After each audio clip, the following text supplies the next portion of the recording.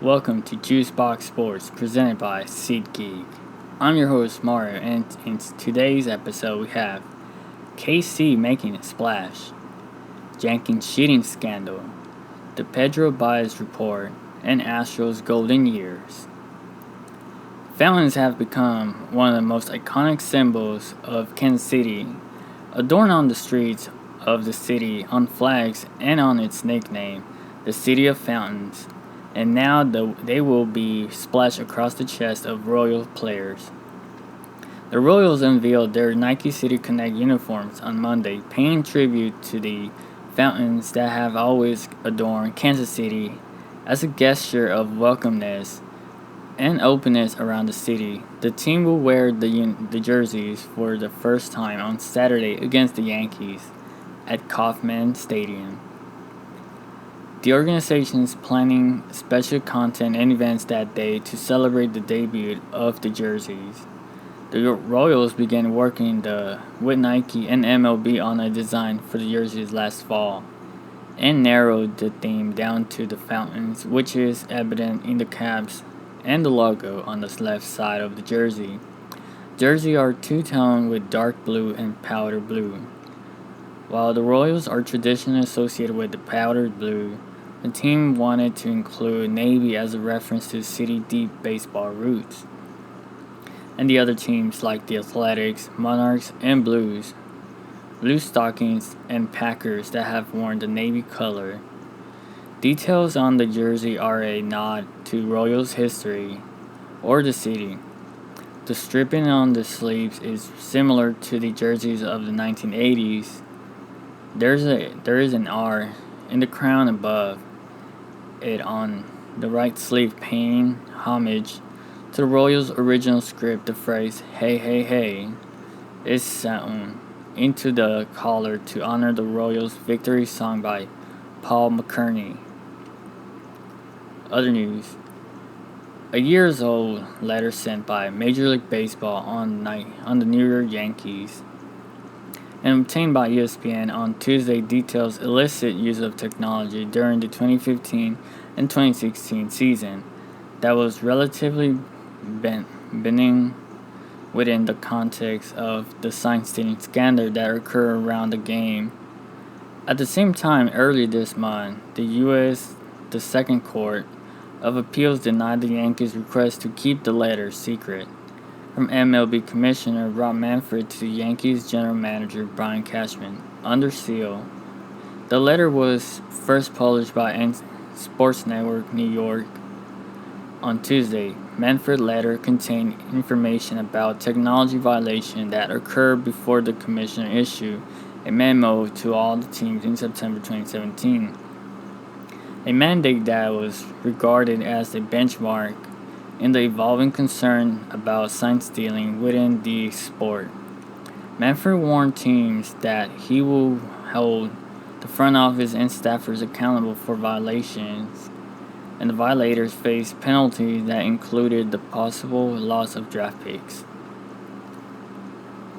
Although Pedro Baez, in the game against the Rangers, the Astros down 1 run in the 8th inning, turned to rookie reliever Parker Mushinski and Ronel Blanco. Dusty Baker had little choice as the bullpen had been exhausted in recent games, but not the entire bullpen, not Pedro Baez, who hasn't made an appearance since April 19.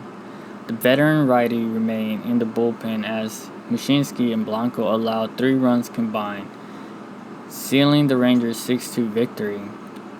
And the Astros signed Baez to a 2-year contract, $12.5 million deal. In January 2021, it made sense. The ex-Dodger hurler had been one of baseball's most consistent relievers since debuting in 2014. Amazing 356 innings across 7 seasons in Los Angeles, finishing his tenure with a fairly remarkable 3.03 ERA, a 361 FIP. Though he was on the wrong side of 30, there weren't any clear warning signs that hinted of a steep decline in velocity. Were it not for a shoulder injury he suffered shortly before the 2021 season, the 34-year-old Baez might still process his old mid-90s velocity today, but that's not reality. Following an extensive stay on the IL due to the prolonged shoulder issue, Baez averaged just 90.4 miles per hour with fastball late last year in limitation actions. Through 3 appearances so far in 2022, that figure has dipped below 90.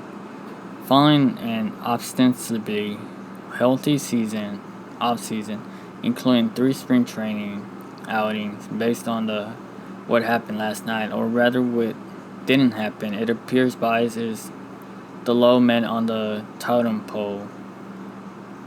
In a high leverage situation late in the game, he was passed up by not one but 2 rookies.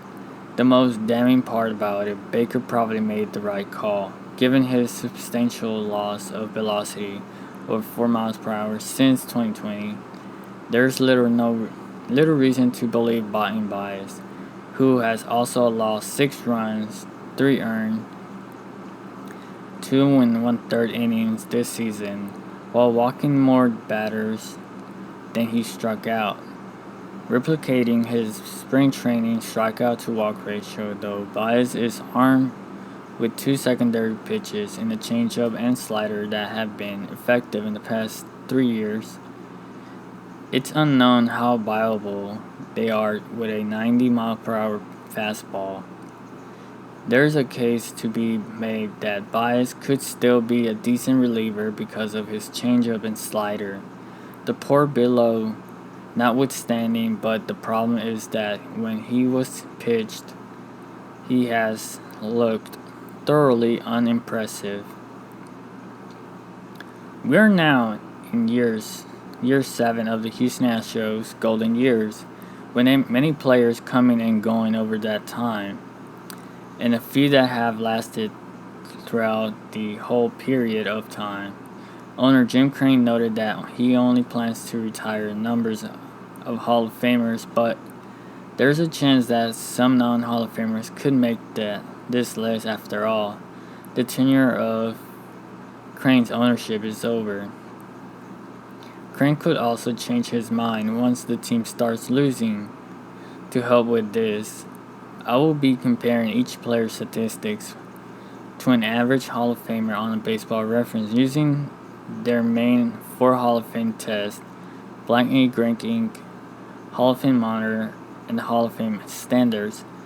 There is no question whether or not number 27 will be retired by the Astros in the future. Jose has been at the major league level since 2011, and being an Astro at such young age, he had to endure many dreadful bad losing seasons before finally reaching the pinnacle of the sport. He's a 7-time All-Star, an MVP winner, and a 3-time batting title winner. Personally, I think his stats make him a Hall of Famer, as he compares very similar to Dustin Pedroia, who I think will be in the Hall of Fame in his first year on the ballot.